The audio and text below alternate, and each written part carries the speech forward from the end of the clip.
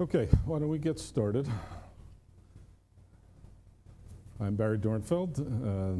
Nice to see you all. Glad to be here. The session is Tools for Leading in Loosely Coupled Systems, so hopefully you're here for that. I'd love to make this as conversational as we can, so feel free to interrupt, ask questions. I'm going to ask you to sort of think about applying some of these tools in your work, but the more you sort of give me feedback, the better I'll be able to kind of target this to your world, because I've learned a bit about the courts, but I do not have years of expertise or deep knowledge. So help me figure out how to make these ideas as useful to you guys as possible. So just briefly, and I guess many of you were in the previous session, so I work at a firm called CFAR, management consulting firm, and we work on organizational change and development and leadership and strategy, so helping organizations get unstuck when they're stuck.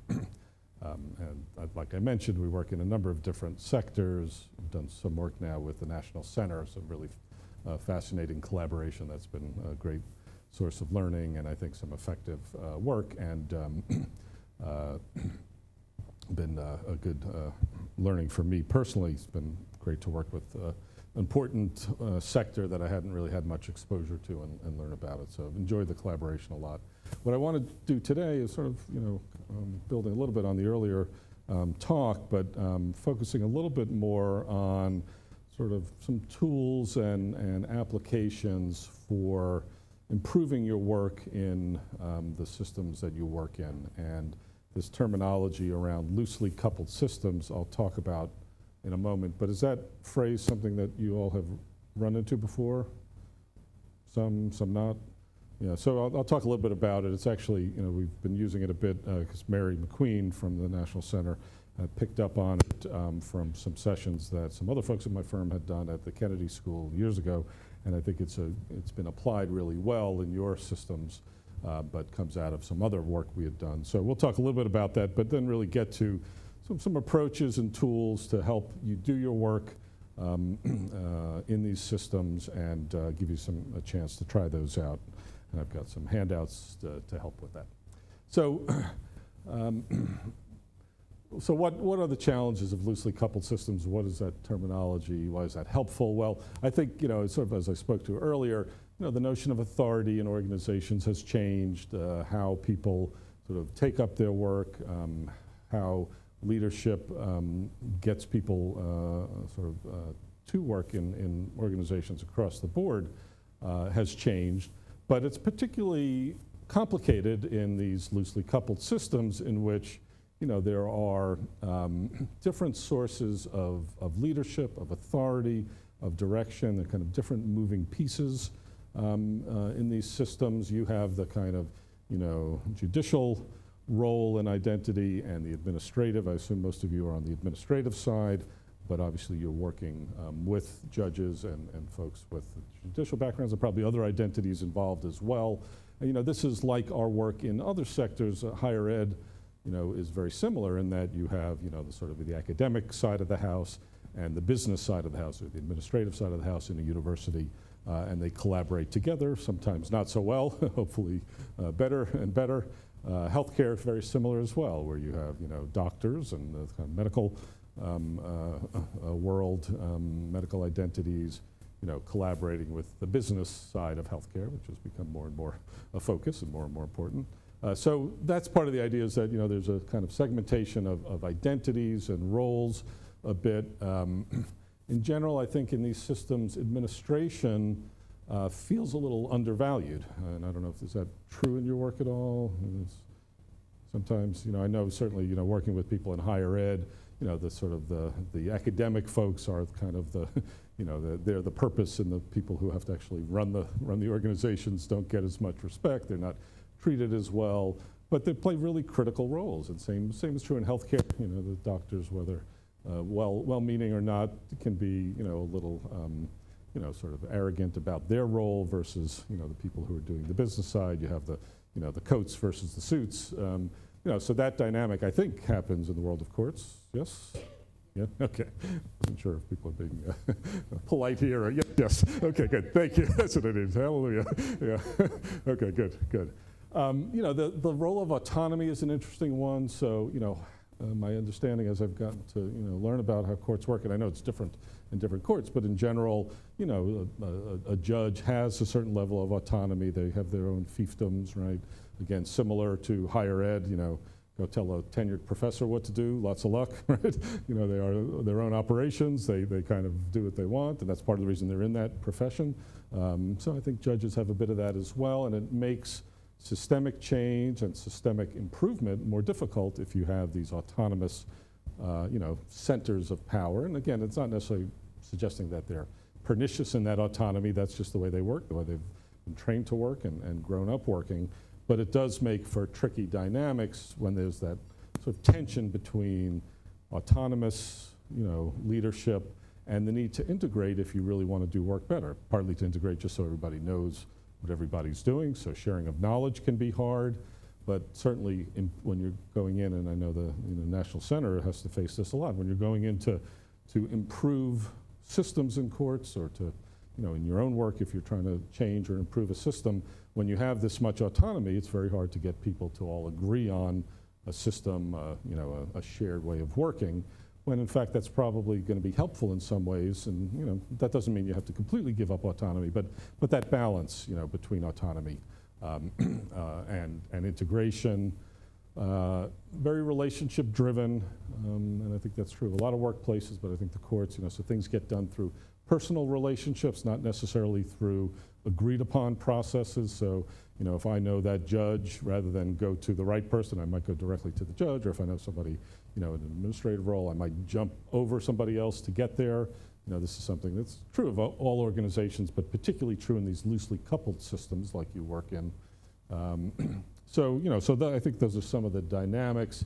You know, I brought a sort of a chart of a academic medical center just to show the kind of complexity, and it's a little hard to read, but if you think about at the macro level in a big academic center, there's usually the university, the hospital system is a, you know, owned but separate entity, sometimes it's not even owned, there's a medical school, and, you know, often there's a practice plan, so, you know, the complexity of that structure. In the middle, there are different, you know, units and different identities, and then below, you know, you have faculty, you have clinicians, you have administration. So I don't think the court system is quite as complex, but does this sort of make sense? And, you know, Patty, at some point we should do a sort of version of this for the court system. It'd be interesting to kind of see how it plays out, how the loosely coupled nature is structured if you actually looked at it visually. So that's just an illustration of that. And then a theme I want to think about is, you know, given your roles, and I know something about your roles, but this is where I'll need your help. You know, how can you lead change from really the middle? I think it's fair to say, and I don't mean that in any demeaning way, you know, we're all middles in our lives, even people who our bosses have to report to somebody, a board or somebody. But so there's a lot of writing in the organizational literature about the role of being in the middle. You know, you have people above you, you have people below you. They have particular interests. And sometimes being in the middle, by definition, is disempowering, right? Because, you know, there are people above you, and then, you know, can you get authority? Where's your power come from? Where are you in the hierarchy? But, you know, if you think about being able to influence change, actually, people in the middle have a huge amount of power, right? Because you're connected to everything. You know, a lot of stuff comes through you. You have a real role to play. It doesn't mean you can decide everything, but you can influence decisions, influence the way work happens. And if people are interested in reading more about this guy, Barry Oshry, has done a lot of writing about what he calls middle power, and some really good things about thinking about what is your role in the middle and how can you, you know, use that to your advantage and to the organization's advantage. So that's just a theme I wanted to kind of talk about. So a couple of tools and a couple of sort of, you know, dimensions to think about helping change happen from the middle, let's say. One is this idea of productive pairs, and this is something that I know Mary McQueen has thought about and written about it. We've done work on it as well. So if you think about this identity, you know, connection between you know, the judicial side and the administrative side, part of that is a, you know, difference in identity, but we find that in organizations that work well, if you can develop a productive pair across that identity boundary, that can be very powerful.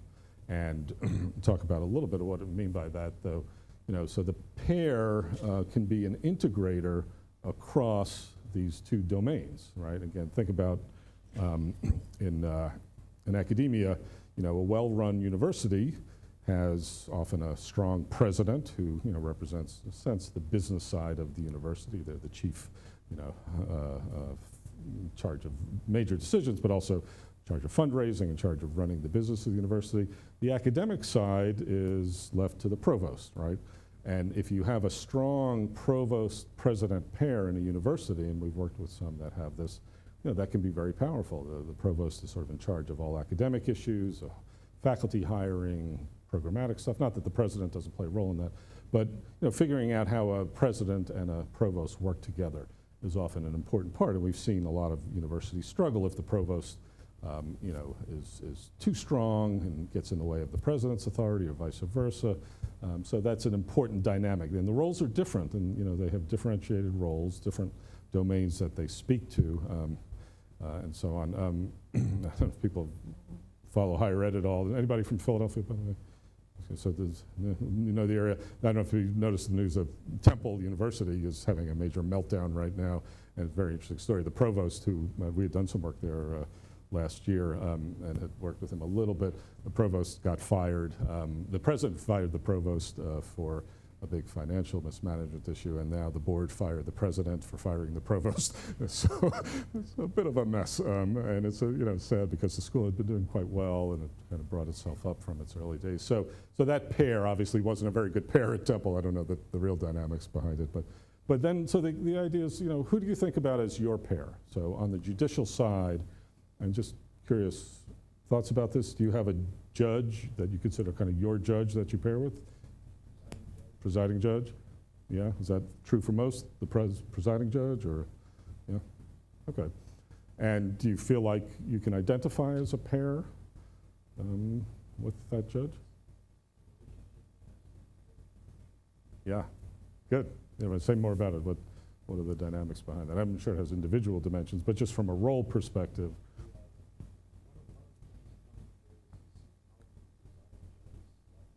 Uh-huh.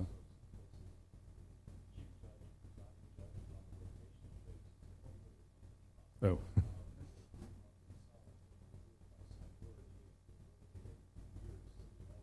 Right. Yep.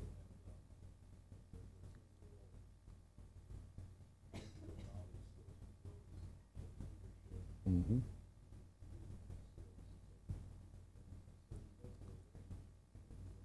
Right. Right.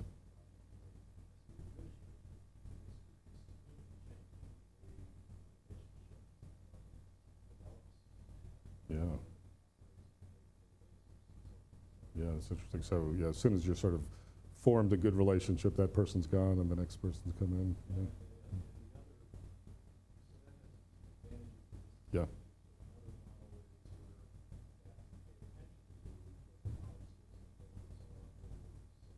Mm.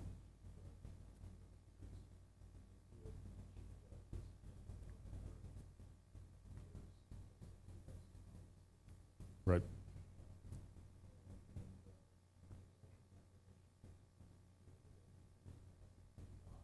Right.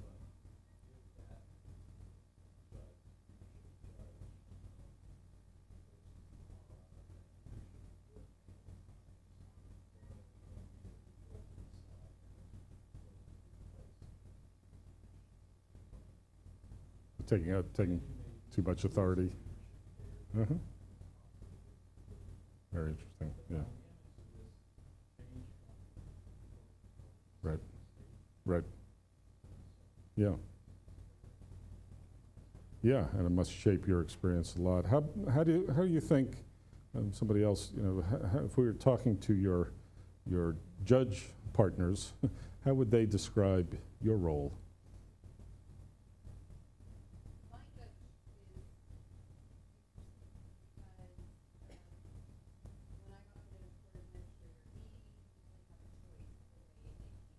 Mm-hmm.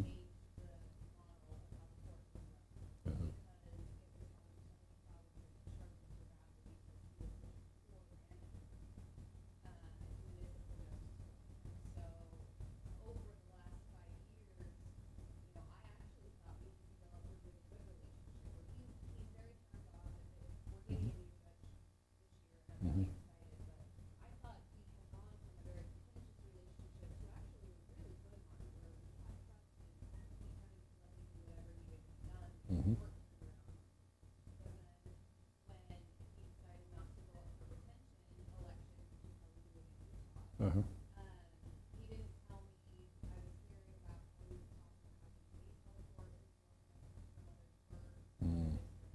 some Mm. other Interesting. Yeah, we're going to come back to that in a minute. Yeah, yeah, yeah.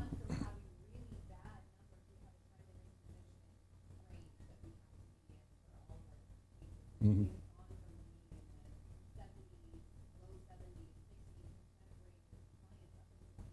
Mm. Right.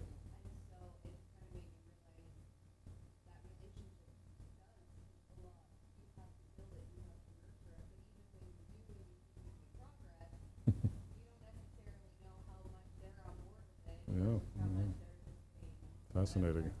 Very interesting. Yeah, yeah. Well, that's a great segue to a tool that I'm going to get to in a moment. So think about these relationships and thinking about productive pairs in general. These are some of the characteristics that we see when we look across sectors. Maybe it'd be interesting to hear which of these are most sort of pertinent in your world. So different bodies of knowledge, networks, different ways of looking at the world. Again, we'll use in the healthcare world. A pair is often between, say, at an academic medical center, the CEO of the clinical operation, the person who runs the hospital system, and the dean of the medical school. Okay, so that's often a pairing, and sometimes those can go very well. Sometimes it can be really in tension. They're very complicated entities. But in a good pairing, the dean of the medical school has has their eyes on research, on teaching and training, sees themselves as an academic. The CEO of the health system, very much a business person, looking at the fiscal operations, where to build the next building, et cetera. So very different networks, different seeing of the world. But in a good pair, there's a kind of understanding and valuing of each other's knowledge and domains of expertise. Now, that's be an interesting question. We hear a little bit maybe that doesn't always happen in your systems and doesn't always happen in others as well. But in a good pair, there's that kind of respect and say, okay, that's your world, this is my world. Where there's need for integration across those worlds, becomes an interesting issue. And I think you have to be integrated probably in your domains because you're working in service of. But then enough time in history, to your point, if people are rotating after 2 years, do you really have enough time? And then sometimes time is not the issue, right? But where you're interdependent. But this one of trust that enables direct talk, and I think that feels like that might have been missing in that pair. So that's not an easy thing, but do you have a relationship with that judge that allows you to have that kind of direct feedback conversation about what's working, what's not, what they want from you, what you need from them, and we're going to, in a moment, introduce a tool, an approach to do that. But that's pretty critical, or else how do you know how well you're doing, right? If you can't have that channel of talk and just even to improve the relationship. The issue of triangulating, I don't know how much that comes up in your world, but what often happens in a pair is that if there's tension in the pair, somebody will pull in somebody else from outside. So go talk to another judge or talk to one of your colleagues or go around you to another colleague. And triangles happen all the time in organizations. They're hard to prevent, but there are ways to think about trying to minimize that. A colleague of mine, whenever somebody, and he's done this to me too, he's great at it. If I'm talking with him and I said, well, so-and-so at my firm, she really wanted to do it this way. And his response is, and what did she say when you brought that up with her, right? I didn't bring it up with her because I was chicken to do it, So, but that push towards direct talk, so you stay away from the triangles, that's tricky, but it's important as a way, because triangles can really undermine those pairs, right? A third person can be a challenge there. So, and then the splitting of those sometimes happens. So, and a lot about this is conflict and your sort of appetite and proclivity to, be direct and, not look for conflict, but, take it on when it's necessary. And, we're all different. And I think it's tricky in your pairings, I would imagine, because you probably, feel less power than the presiding judge you work with. But, when you can be assertive and cooperative, then you can collaborate, right? If you're cooperative but unassertive, you wind up accommodating that colleague. If you're too assertive without being cooperative, it can feel competitive. You might have felt that. and then, you know, sometimes people are just not assertive and cooperative, and then, you know, then you're kind of avoiding the problem. So, you know, just sort of thinking about where you are on that grid might be helpful. You know, even would you be able to sit down with your colleague and say, where do you put yourself? And just being, you know, honest about where there's conflict and how you manage that conflict is an important way to help these pairs work better. But then a tool that we use with organizations that can be effective in this kind of dynamic is called role negotiation. Very simple tool. Would you help, Patty? Thank you. Yeah, I think that should be enough. Great. And we're going to hand out a version of this as I talk through it. There's more too. Here, I'll start some this way, and you guys could just pass by. Yeah, thanks.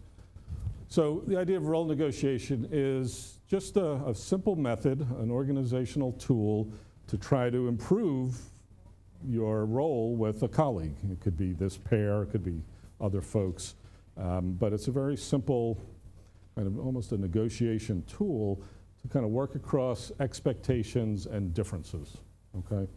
And allows you to kind of surface those informal agreements, because what often happens in any relationship or collaboration is that you kind of reach a set of tacit agreements, you know, just the way you do things. And you haven't really said, that works for me, that doesn't work for me, or it would be better if we did it differently. There's a kind of tacit way we usually, you know, devolve into relationships. Sometimes that's fine, but often it's difficult because you haven't really clarified what the kind of rules of engagement are, the working agreements. So this is a way to get them out and on the table a bit. And you know, it assumes that once you've been able to do this negotiation, you'll have a better way of working together. It's not easy to do, but and you might be willing to make some concessions to each other, and hopefully the judge you have this relationship with would also be willing to make some concessions. I could do that a little differently because it will help you do your work better, right? So that's kind of the outcome of the tool. And it, you know, there's a couple of sort of principles we find with it, that it should really be focused on task, okay, how you work together. I mean, the feelings matter, but sometimes it's just harder to talk about the feelings. If I go into my colleague and say, you know, you make me feel stupid or something, that doesn't really help them.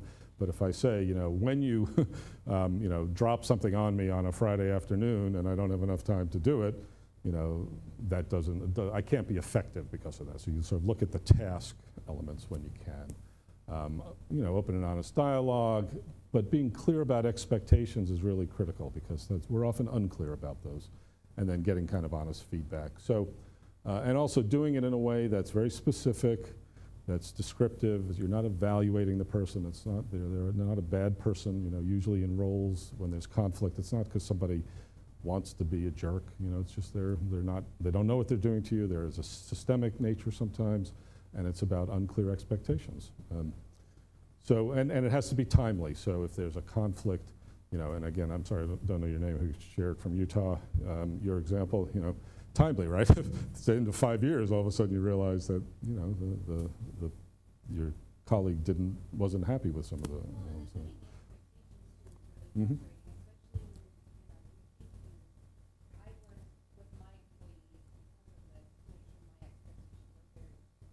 Yeah, great. That's excellent. Yeah. Right, right. Yep, yep. And particularly if there's a conflict, we find that, you know, that's where the timeliness really matters. So you don't wait till 2 weeks from now to talk about what happened yesterday. You say, can I grab 10 minutes with you and really unpack this? And then, you know, the process is very simple. I do have the handout here. What we usually do with folks, if we're doing it in a session, is actually ask them to jot down some answers to this question. So I'm going to, talk with my colleague. I jot down, what do I need more of? Or these things would help me do my job better, right, to be more effective. What do I need less of, and what do I need you to keep doing? Very simple, plus, minus, keep on keeping on.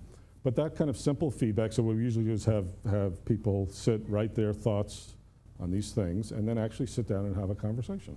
And you would share with your colleague, here's what I need more of, here's what I need less of, here's what I need you to keep doing. And it tends to be a very honest, revealing conversation. It's not always easy. There's sometimes a little tension. Nobody likes negative feedback, and sometimes this involves some negative feedback. I need you to stop, talking over me in meetings, We've all had that happen, right? I need you to stop undermining, decisions that I've made that you've delegated to me, those kinds of things. And having concrete examples really helps. Sometimes people don't realize that something that you were told you could do, they all of a sudden trumped you and, did it a different way, right? So here's just a quick exercise, then we're going to keep moving. Take a minute and write down, if you were to have this role negotiation with your presiding judge, how would you fill this out if you were getting ready to talk to them? Is that hard to do? Too easy? Yeah, just as an exercise, and of course we don't have your partner here to do their side of it, but take a minute, fill it out, and then we'll just reflect on it quickly.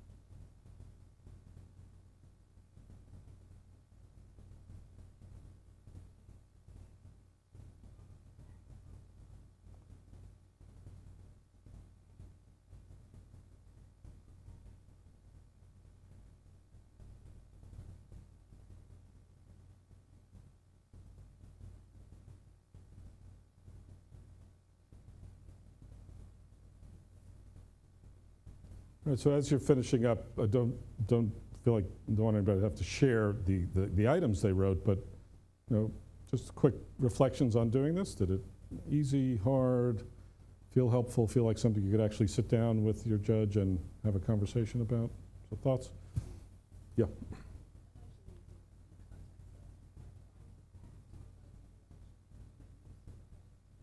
Uh-huh.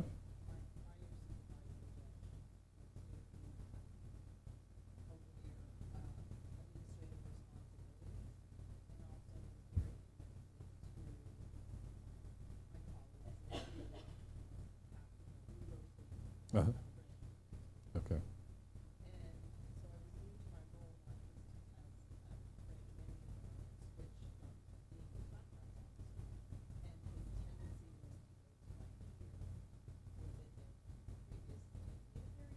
Yeah. Yeah. Right. Right. Yeah. Yeah.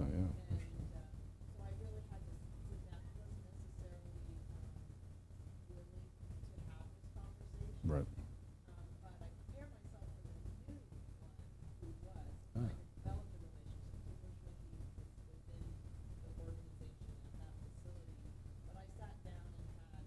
Did you?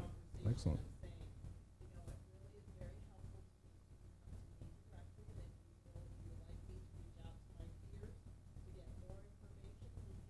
Mm-hmm. Yeah. Right. Yeah.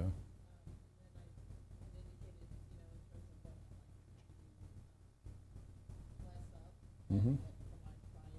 Mm-hmm. Right.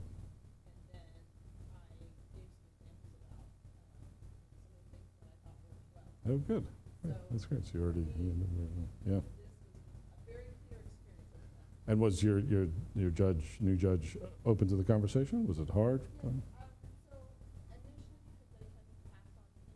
Yeah. Yeah. And so I could tell initially that I had inherited another program that he was very passionate about. So unfortunately, he had seen my role in that aspect. Mm-hmm. So you can tell he was kind of feeling me out. Right, And right, right. so But listening, yeah, yeah, much better relationship, much better. Great. But it's also taught me really hard the first 2 years when you have someone, so the resistance to change. Yep.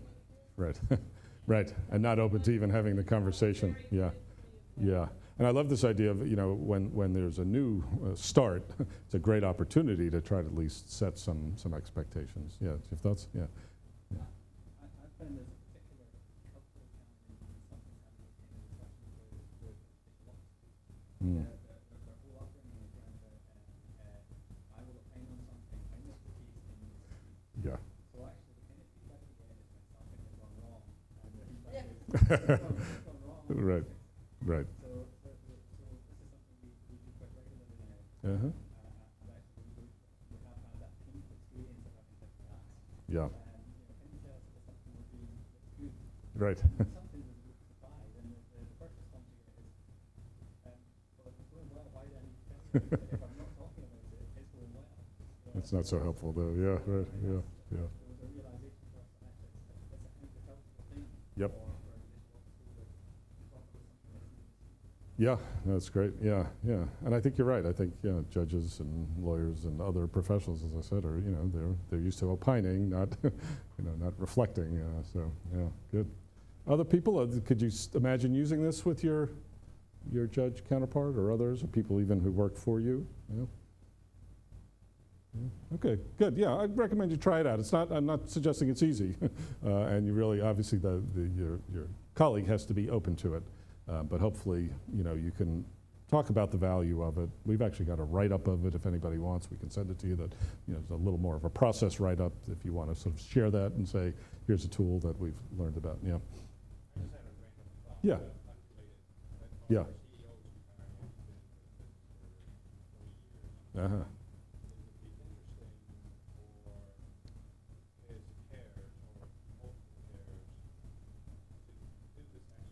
Yeah.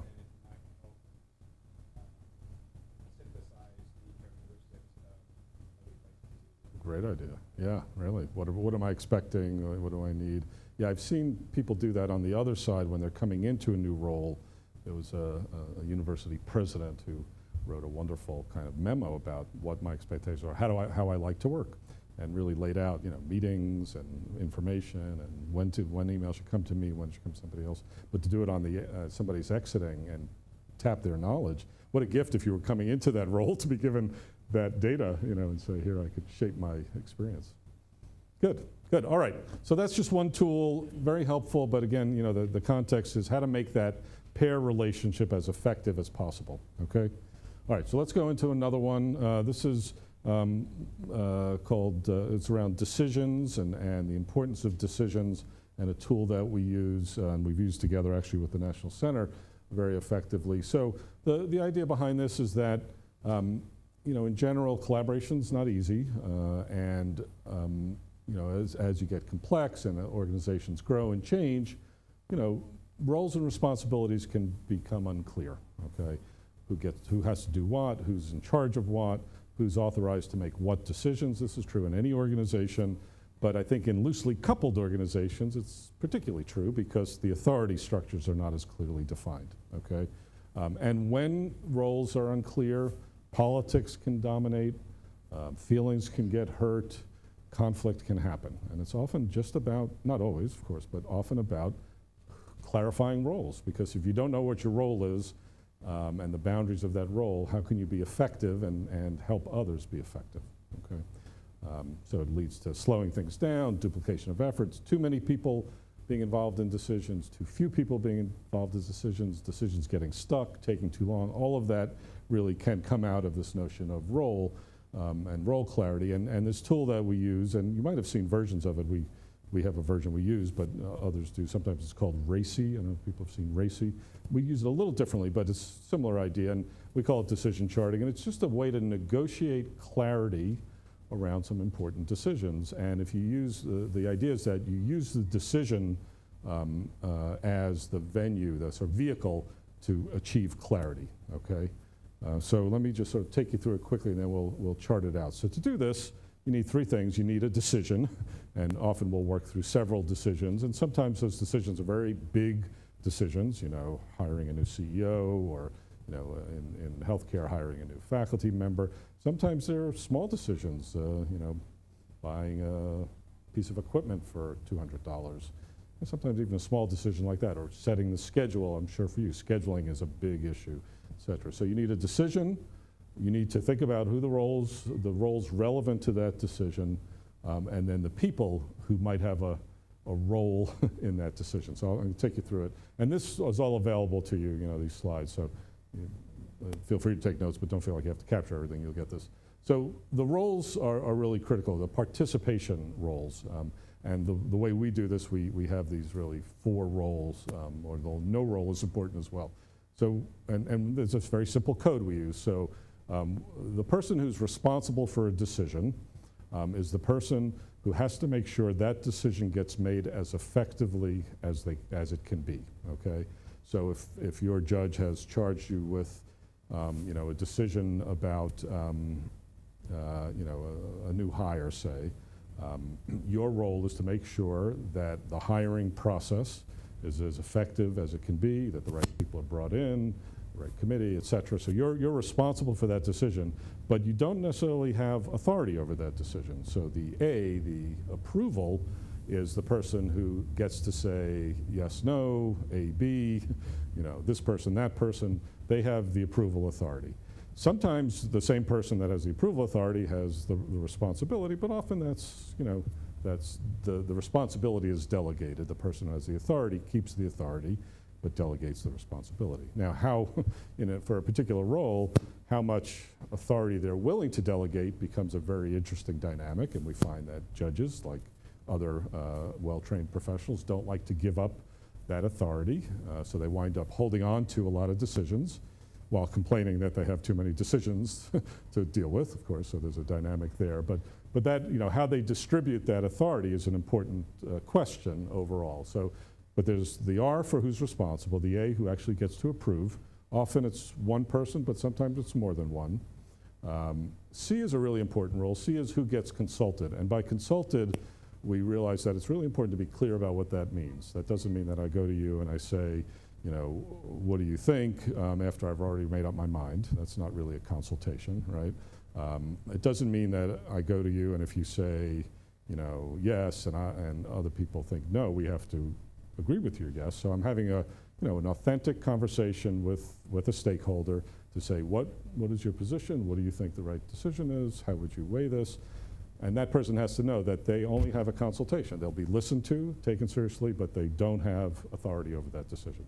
So it's sometimes a little slippery, but if you can be clear and say, okay, you know, if somebody at my firm told me, Barry, you know, we want to, you know, move our office, you have to talk to these people, but ultimately, you know, my president says it's her authority, then I have to be clear that as what people are talking to, I'm getting your input. It's valid input, it's important input, but ultimately Debbie's going to make the decision, okay? And that's fine if it's clear. And then informed is, you know, not a very powerful role, but it's an important role. So somebody who's informed has to be told that the decision was made before it goes public. And we've all had that experience of learning about something from somebody else who you wish you knew first, and it's really embarrassing and makes you feel dumb and not very important, right? You know, you walk in and you've been told that, oh, we're moving our office, you know, next week. Oh, you didn't know, right? So that I is, you know, again, it doesn't give you any power, but it respects somebody's role, okay? So you tell them clearly, and often people slip up on that I piece. And then the X, no role, is also important just in that, you know, sometimes there's a decision that I wish I had a role in, but the person in charge says, Barry, no, that's not your business, you know? You're gonna have to just take the other's decision. And it's important to do that because organizations want to consult with a lot of people, and in a, you know, a not-for-profit or government agency, that consultation feels important, but if you consult with everybody, what's going to happen? It'll take forever to make the decision, you have too many opinions, et cetera. So sometimes it's important to say who doesn't have a role in that, okay? So that's the kind of example, and just to give you, you know, a little illustration of how we would use it, let's say you have 3 people, we haven't defined their roles. But they each have, you would chart each of their opinions about the decision. So what does Jane think? What does Bill think? What does Chris think? And what do they think each other's roles are? So let's say Jane thinks she has the A. She gets to approve that decision to approve the department's budget for 2017. She thinks that Bill is responsible for making sure the budget's prepared and the decisions made, et cetera. And Chris has to be consulted along the way. Bill, on the other hand, thinks that he has the A, and that Jane just needs to be informed, and that Chris is responsible, right? So you see differences there. Chris doesn't know who has the A, who gets to approve it, and thinks that both Jane and Bill are responsible, doesn't really know who's responsible, and doesn't think he has a role, okay? So what you get if you add all these up, and it's just a little bit of a silly example, is decision, lack of clarity around the decision. Now what happens is when you go into organizations, you find that if you do this process, and it takes a little time, but it's a process we go through, and usually what we do is we ask the organization to identify 5 or 6 important decisions that involve a number of stakeholders, and where it might not be clear, you find that you get a lot of differences in opinion about those decisions.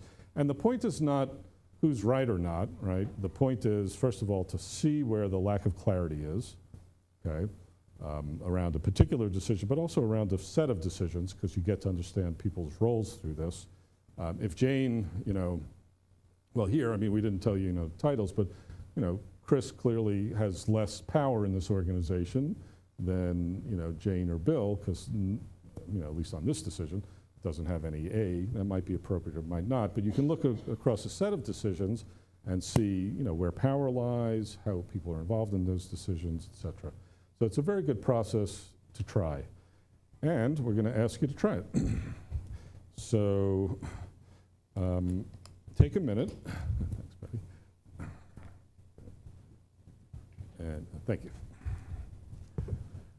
And this is a decision chart, so this would just be one decision, and hopefully this is one that's relevant to everybody. You all probably deal with budgets at some level. Did you guys go? So try to chart this out. We've, Patty helped me a little bit here. We pre-populated, I said you did help me, I'm sorry. Yeah. We pre-populated some of the roles that would be involved in a budgetary decision. Here. So if you were to do this for your organization, and change the roles as necessary, but chart out where you think authority lies, who would get the A, the R, and I should have put that back up. Oh, it's down here. Okay, I'm sorry, it did get printed on this, but who has to approve, who is responsible for the budget, who gets consulted, who gets informed, and if there are missing roles, feel free to add them in under others or to the right, okay? So take a minute and chart out, if you were to do this for your organization, how would this get charted?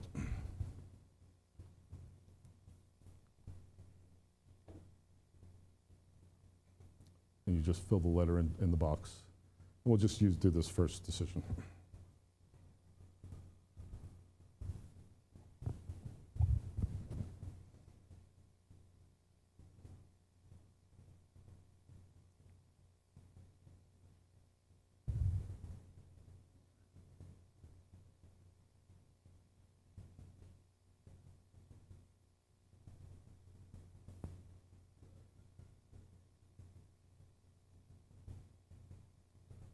People clear enough on the A's and the R's? Yeah, okay, let me know if there's any questions.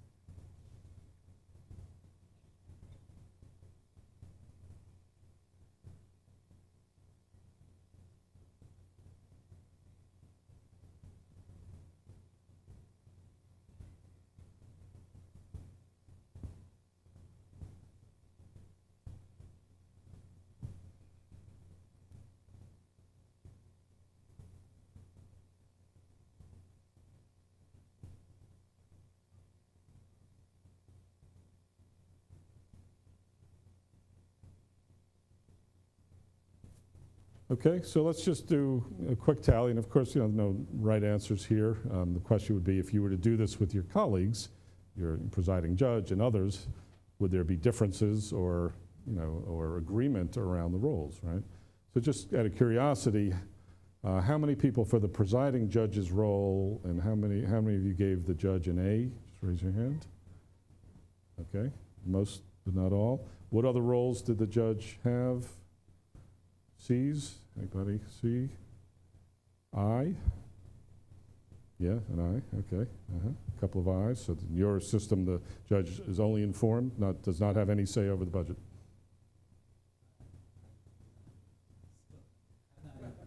Oh, different organization. Okay, sure.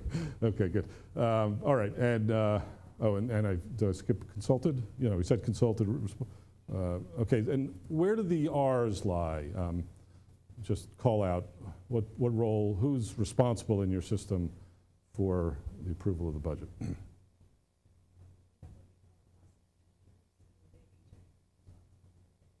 Okay. Okay, but how about for the budget as a whole? Is there somebody who oversees that process? The office. Okay. You're pointing to her?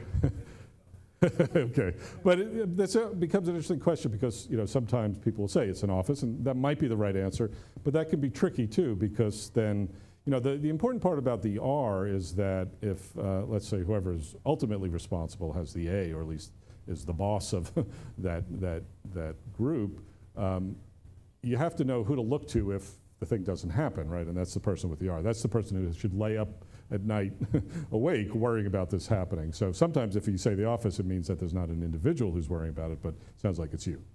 Yeah? It's him. Okay, you guys work together. Okay, there's a problem, right? Right.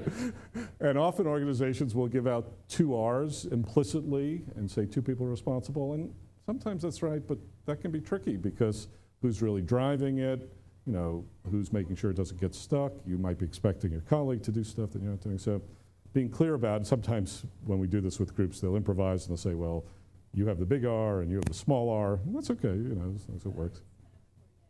Yeah, yeah. Right.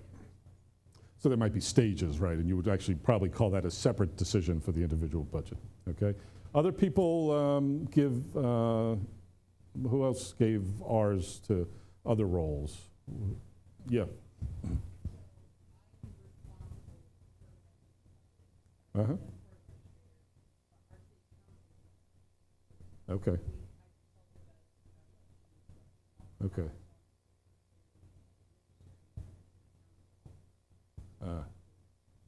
Interesting. Okay. Uh-huh. Yeah, and that might be a case, but does the judge have, let's say you put the budget together in a way that the judge didn't like, could the judge tell you to change it? Yeah. Okay. Yeah. Right, right.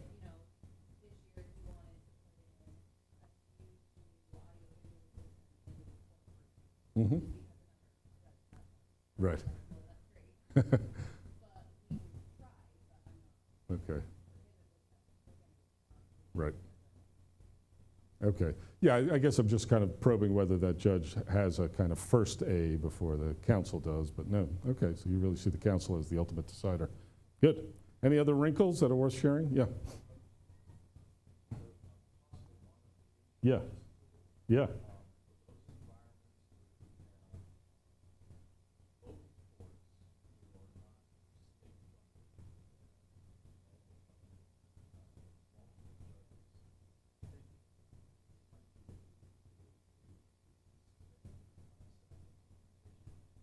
Mm-hmm. It is a governance tool for sure, yeah, yeah.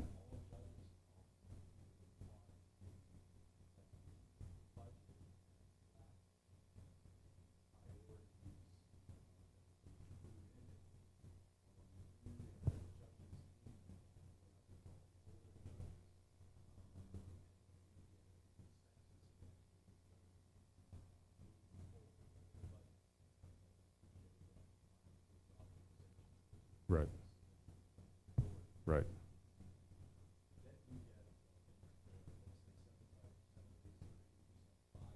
Mm-hmm.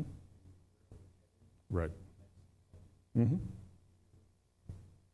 Yeah, and that's a good clarification process. What I would say is that the all judges really has an A, right? As a group, they have to approve it as a group or it doesn't go past them. And then there's maybe another level of decision after that. Yeah, good. All right, any other wrinkles or questions about this? Yeah. Yeah. Yeah. Right.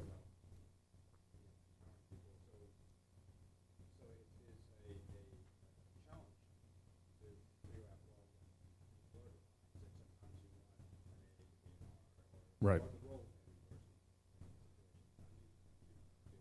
Well, I think you try to be as crisp as you can on each decision, but I think the important step, which would follow this, and Patty and I did this together with a court that I'll remain nameless, is if you look at a set of decisions, and they might be across different domains, and then look at the roles, and actually we have even numerical ways to, sort of statistically measure power and so on. But even simply, if you had, 6 decisions down the left and looked at how they were distributed, in this one court, the Chief Justice wanted to delegate more and empower others, and when you looked at the list, she put an A for herself in every category, right? So, and it was partly because they're changing their organization and she wasn't ready to give up power, but you see patterns, it becomes a kind of organizational diagnosis to see, are they really willing to delegate an A to somebody else? And if they're not, then you have a delegation issue, right? And it might be that they don't trust people, and you can get under those issues. And it's also a good negotiating tool because you bring people together and you look at how they've each answered it and you say, well, is this really the way we want to work? And if everything has to go to the chief, then it's really going to slow things down and the chief's going to feel burdened, et cetera. So I don't know if that's answering your question exactly, but I think looking at it a little bit systemically is helpful. Yeah? Okay. And then the last thing, oh yeah, go ahead, please. Is what? A dance?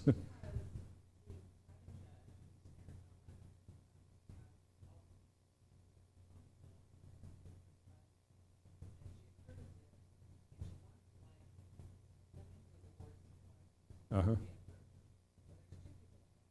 Right. Yeah.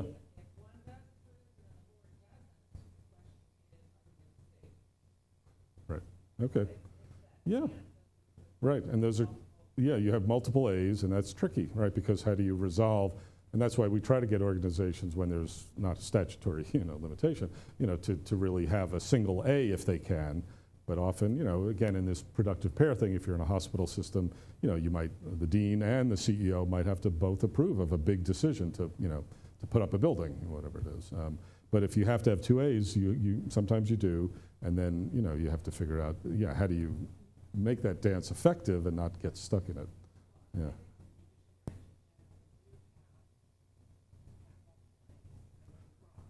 Well, I think at this level, but let's take the decision down, and I don't know what would be a simpler decision, and to buy a new computer, say, or to move somebody. Yeah, I picked one that's pretty high level. Yeah, but it's often sometimes those mundane decisions are actually quite revealing. To set a schedule for people's work, or to move somebody's office, a group's office, the IT group from here to there.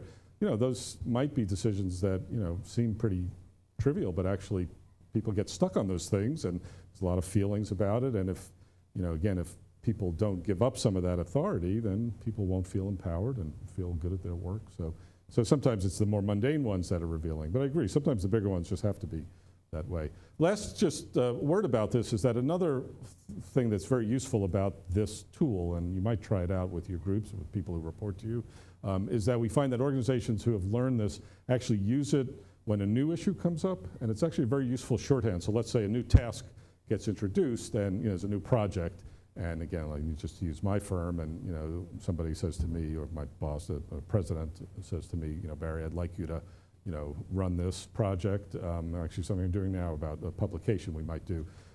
We would actually say, okay, well, who has the A? do I have the A to actually, go with it and make all the decisions? She said, no, actually, bring this back to the executive committee to sign off on it and get their input. And by the way, consult with all these people to get their point of view. So we sort of structured a little project around this kind of shorthand, so you know at least who ultimately has to say yes or no. And I can run with it as much as I can, but I have to consult with some people and then come back to the executive committee for sign off. And that works well, at least in principle. We'll see how it plays out. Doesn't always hold up, but okay. So that's a decision tool, but it's really about role and clarifying role. And you might try it out in your work. It tends to be very helpful. And then last piece, and then we'll just open it up for questions, is to think about influence. And this is not so much as tangible a tool as the others, but we think a lot about influence in organizations. And back to this idea of kind of leading from the middle. Think about influence as a way to get things done, particularly in a role or in an organization where authority is distributed, right? So in your role, you probably have people who report to you, who you can tell what to do. But if you want to get something done that requires, judicial approval, you have to use influence. You're not going to tell a judge what to do, but you might be able to influence them in your thinking, right? And there's a lot of writing on influence and persuasion. I could recommend some good resources, but they're kind of these processes. You think about them as communication processes, but for leaders, they're a tool to navigate when authority is not available, And that could be in a large organization, it could be in a political organization, or even a small organization. Our firm, we're a small firm, we have a structure, but in fact, if you tell people what to do, they'll just get pissed off and probably not do it anyway, right? And certainly in other settings. So you have to use influence as a way to motivate people, get them to believe in the value of what you're trying to get them to do, rather than telling them what to do. And you can think about, sort of influence and its relationship to persuasion and negotiation. In all of these things, the key challenge is really what we think of as attunement, really kind of getting inside the head of the other person. Because if you can do that, then you can really understand how to, influence them, how to shape their thinking and get done what you want to get done. We know that internal negotiations are really hard. We teach negotiation workshops, and if you sort of think about negotiating outside your organization, that's not easy, but it's pretty clear. But internally, if you negotiate with people, it's tough because it's about relationships and interests and politics. So that's sort of some of the backdrop there. But there's some good writing, and I don't know if people run into this very old, from the 80s, piece by a guy named Cialdini. If you studied psychology, social psychology in college, you might have bumped into this, but Robert Cialdini wrote sort of the key text on influence, and he's done various versions of it since, but he talks about these different sources of influence. So how does influence work? Well, just liking somebody or being liked gives you more influence over somebody else, and it seems kind of almost mundane and trivial. But in fact, if you're a jerk at your office and you're not nice to people, and then you want to get people on board for some idea, it's going to be harder, And if you're nice to people and you ask them about their kids and you say hi to them at the coffee machine, then when you go to them and say, hey, would you back this idea? There's actually research that shows that people will support ideas of people who they like, very primitive and tribal and whatever it is, but true, right? And you know that from your work. Authority, we've talked about a bit, so authority can be a source of influence. If you tell somebody what to do, they'll have to do it if you have that power. But even if you have that power, there's a lot of writing that says if you use authority too much, people check out, they become compliant, and they become disengaged, and you might have had that experience yourself. Social proof is an interesting source of influence. What social proof says is that if you can make arguments in favor of an idea, let's say the idea is you want to update your IT system. I don't know if that's relevant for any people or not. Social proof says, appealing to the outside. All the other courts, in our state have done this, or in our system, it's clear that there's good benefits. You're sort of just appealing to, some objective sort of information, data, et cetera. Reciprocity, is a little bit like the primitive sense of liking. Reciprocity just says that in an organization, if you help somebody, they're going to be more likely to help you down the line. And I think we all know this. It's a bit political, but you know that, if somebody's gone to bat for you in your organization, you're going to be more likely to help them next time they need help, or if you've been in a meeting and somebody, speaks up for your idea and says, yes, I think, Joe has a great idea. I'd really, I think we should go with it. When they have an idea, you're going to be more likely to back them as well. There's a kind of a tit for tat way that we work, and that's just human nature. Scarcity, if the opportunities seem limited, people are more likely to go for them. And then commitment, is interesting that, there's a lot of data that says that once people have made a small commitment to something, they're more likely to make a larger commitment. There's been studies that show that if you ask somebody, in political season to put in a sign up in their window in favor of a candidate, if you ask them to put a small sign up, they're more likely to say yes initially than to put a big sign up. But once they've had that small sign up in their yard, if you come back a month later and ask them to put a bigger sign up, this is what studies have shown, they're more likely to do that. So the theory here is that if you start with small commitments, you can build to larger ones. So anyway, when we think about steps and influence, I'm going to run through this a little more quickly just to get to some core ideas. But an important part when you're trying to be influential and try to get people on board is to be clear about your goals, okay?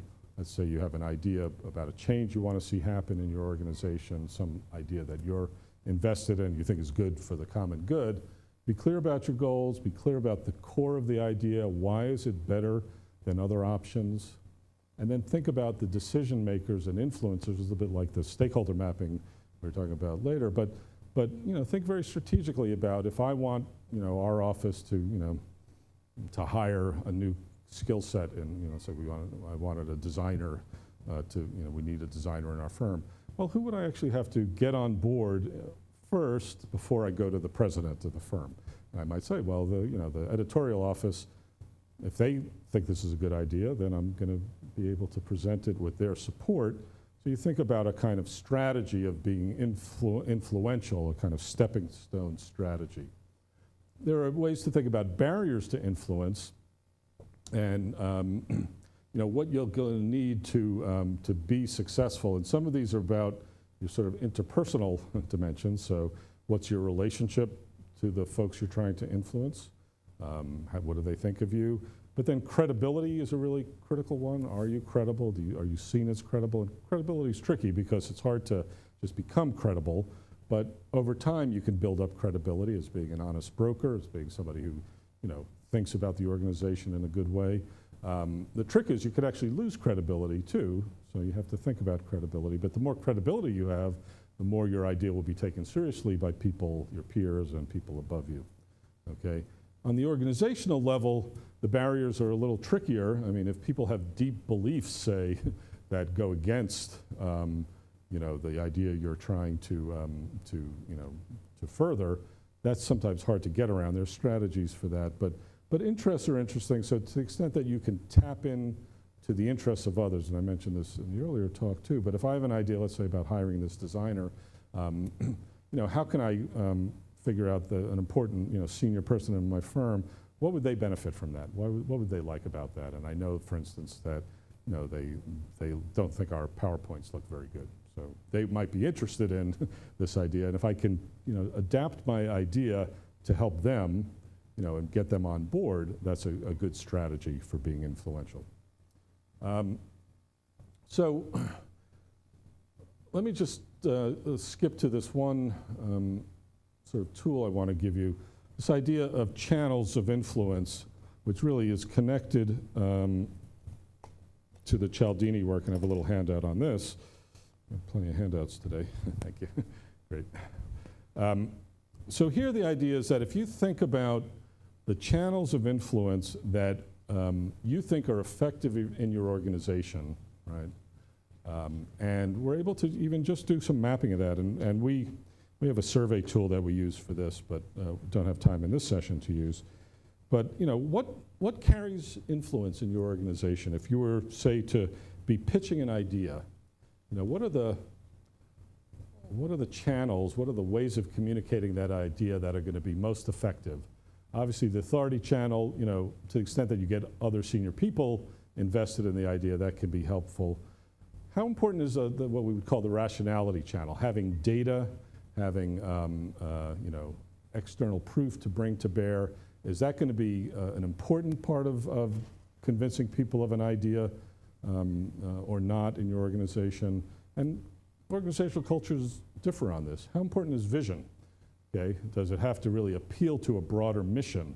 You know, you think about companies like Google has a vision of being an innovative company. So if you were to be pitching an idea to leadership at Google, if it connected to their identity, your identity as a visionary, innovative company, it would be more likely to succeed. That's the idea. And I think in the civic world, vision's important. You have a mission, you're serving the public, et cetera. That's an important thing to connect to. So if your idea, speaks to that, I mean, in healthcare now, if you're not thinking about how this is going to help, how an idea will help patients, you're probably not on track, in a healthcare organization. So that's that idea of vision.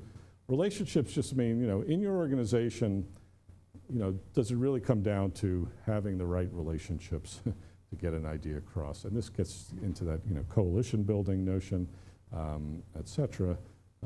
Interest, is it a very political organization where, making sure you're appealing to people's interests? And then just pure politics, to get an idea across, do you really have to have a political strategy? And, people don't like organizational politics. It feels a little negative, but in fact, organizations often have a kind of political dimension.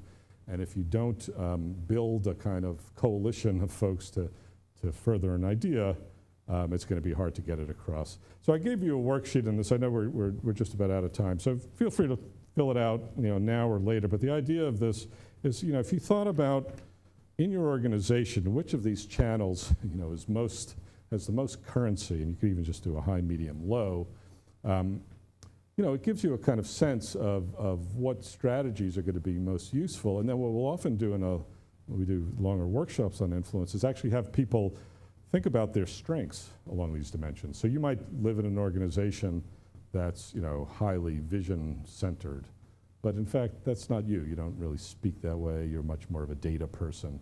Well, what do you do in that organization if you need you need vision? Or if you flip it around, let's say you're more of a visionary person, but in the organization you work in, if you don't have some numbers and some data, and you put together a PowerPoint to pitch this idea, nobody's going to take it seriously. What do? Well, there are strategies. You might find somebody to help you, right? Or you might up your game around using data. And then sometimes there are just these challenges. We did a workshop once with an organization where we had people rate themselves and then rate the organization. And this one guy came up afterwards. He said, "Look, this organization is just the most political snake pit kind of a place. When I come into work, I just want to close my doors, sit at my computer, get work. I don't do politics well. What should I do?" Well, it's a bit of a tough. So if you're going to be successful in that organization, if you're not willing to work the politics, you're probably not going to, be successful. So you either want a job where that doesn't matter, or you might want to think about a new place to work. So anyway, I know I ran through this pretty quickly. If you have any additional thoughts about this, I'm happy to chat with you. But it's a good framework just to think about, how to use influence to make change happen, when that, in fact, is often the main tool you have, particularly, if you're not, at the top of an organization. All right, I know I talked a lot. I am going to stop talking. There's some more stuff, but questions, thoughts? We talked about, in a longer session, we could even do more application here, but thoughts? Is this, yeah.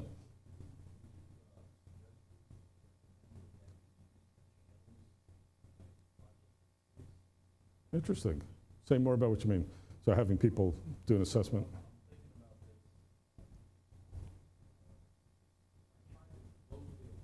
Yeah.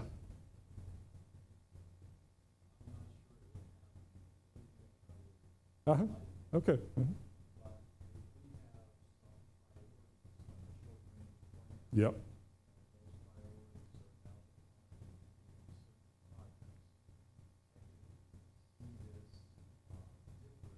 Mm-hmm. Yep. Sure. That makes sense. Yeah, and I think that's right. Yeah, and we sometimes talk about it in relation to audience, right? So, and within a company, you often have multiple cultures, so if you have to pitch to the CFO, and you don't have some numbers in there, well, probably not going to go. But if you're talking to the marketing people, maybe it's, you want to have something that's more vision-based and more, Yeah, so that's completely right. Yeah, you could do that. Yeah. Other questions, thoughts?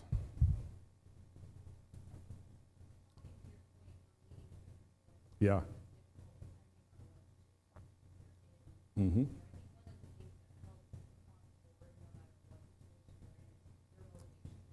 Uh-huh. Yeah, that's a great point.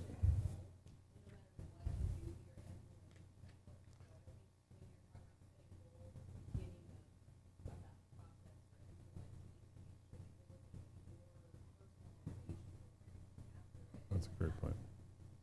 Yeah, yeah. Yeah, if you don't have passion and believe in it yourself, it's going to be hard to be influential. Yeah, yeah. So not only do you have to get inside the head of the other, to kind of get inside your own head a bit too. Yeah.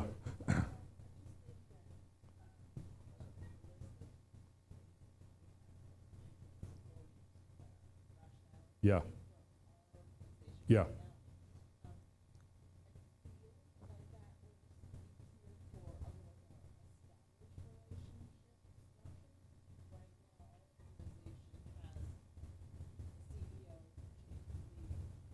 Mm.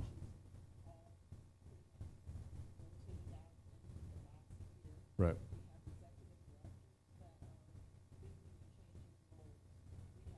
A lot of flux. Yeah, yeah, yeah, yeah, yeah. Right. Yeah.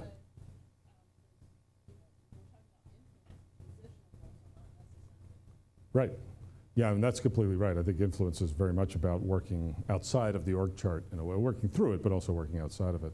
Yeah, when there's flux, that you're right, that it's hard to know what's going to be right. And in a funny way, you can almost think about, leadership change from the perspective of this kind of dimension, like what kind of leader would be effective along those dimensions in your kind of organization. It'd be helpful to know that. Yeah, good, good. Yeah. Yes.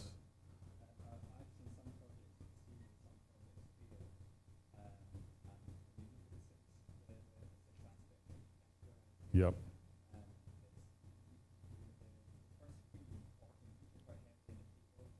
Mm. Right. Yeah.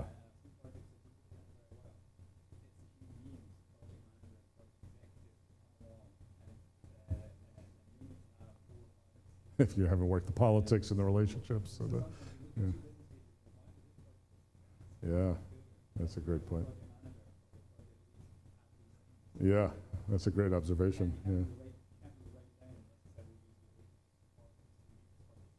Yeah, that's a nice observation. Yeah. Sometimes you need all pieces of all of these. And then just the reference on this stuff, if you want to read more, and I think it's in, well, you'll have to get the slides. I hope it's in this list, but our colleagues, Richard Schell and Mario Musa wrote a book called The Art of Woo, it's a play on the art of war, but woo, influencing people, wooing them, and it uses this model, but has a lot of great stories from history and other very readable book, Musa and Schell, The Art of Woo, and this framework's taken up even more there. So I think we can wrap up. Thank you, fun to talk. Thanks for jumping in and sharing. And let me know if I can help down the line. Thanks.